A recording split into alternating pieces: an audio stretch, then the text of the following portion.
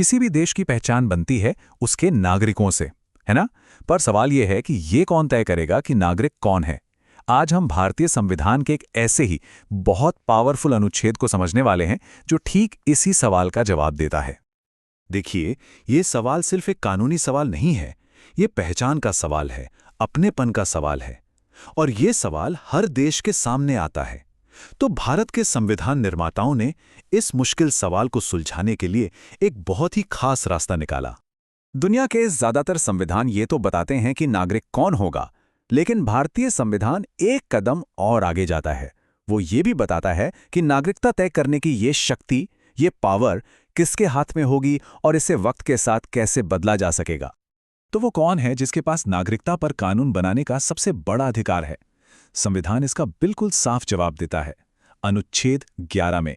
जी हाँ, यही वो आर्टिकल है जो भारत की संसद को नागरिकता के नियम बनाने और बदलने की पूरी शक्ति देता है। ये जो आप देख रहे हैं, ये सीधे संविधान से लिया गया अनुच्छेद 11 का मूल टेक्स्ट है। मुझे पता है इसकी भाषा थोड़ी कानूनी और मुश्किल लग सकती है, पर हमारे पूरे विश्लेषण का आधार यही है। असल में भारत की संसद को जो असाधारण शक्ति मिली है, उसका सारा राज इसी में छिपा है। तो चलिए अब जरा इस अनुच्छेद को शब्द दर शब्द समझते हैं, क्योंकि यकीन मानिए इसका हर एक शब्द बहुत मायने रखता है और हमें बताता है कि संसद को मिली ये शक्ति कितनी बड़ी है। इस लाइन पर गौर कीजिए, ये जो शुरुआती हिस्सा है ना, यही सबसे ज्यादा महत्वपूर्ण है। इसका सीधा सा मतलब यह है कि संविधान बनाते समय नागरिकता पर जो भी नियम बनाए गए, यानी आर्टिकल 5 से 10, वो नियम भविष्य में संसद की शक्ति पर कोई लगाम नहीं लगा सकते। कानूनी भाषा में एक शब्द होता है डेरोगेट, जिसका मतलब है किसी अधिकार को घटाना या सीमित करना।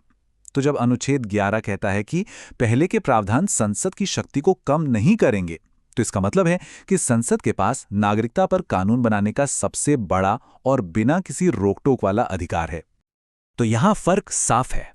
एक तरफ थे संविधान के शुरुआत के लिए बनाए गए नियम जो एक बार के लिए थे, और दूसरी तरफ है संसद को मिली एक लगातार चलने वाली शक्ति, एक ऐसी डायनामिक पावर जिससे वो भविष्य की जरूरतों के हिसाब से नागरिकता के नियमों को जब चाहे बदल सकती है। अच्छा, तो अनुच्छेद 11 संसद को 3 मेन पावर्स देता है।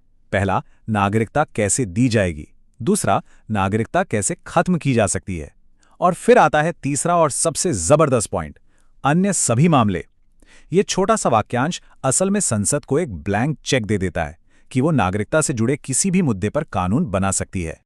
तो सवाल ये उठता है कि संसद को मिली इस असाधारण शक्ति का असल में मतलब क्या है। देखिए, ये सिर्फ एक कानूनी बात नहीं है। इसका सीधा असर इस बात पर पड़ता है कि एक देश, एक राष्ट्र खुद को कैसे देखता है, कैसे परिभाषित करता है। तो अगर इस पूरी चर्चा का सार निकालें तो वो ये है। नागरिकता के मामले में आर्टिकल 11 भारत की संसद को सुप्रीम पावर देता है। ये शक्ति इतनी बड़ी है कि संसद चाहे तो संविधान के शुरुआती नियमों से आगे जाकर भी समय और हालात के हिसाब से नागरिकता की परिभाषा को पूरी तरह बदल सकती है। और यहीं पे हम एक बहुत बड़े सवाल के साथ रुकते हैं। जब किसी देश में नागरिकता को परिभाषित करने की शक्ति इतनी लचीली हो और वो भी एक ही संस्था के हाथों में, तो ये उस देश के नागरिकों के भविष्य के लिए किस तरह की संभावनाएं और चुनौतियां लेकर आता है। ये एक ऐसा सवाल है जिस पर सोचना बहुत जरूरी है।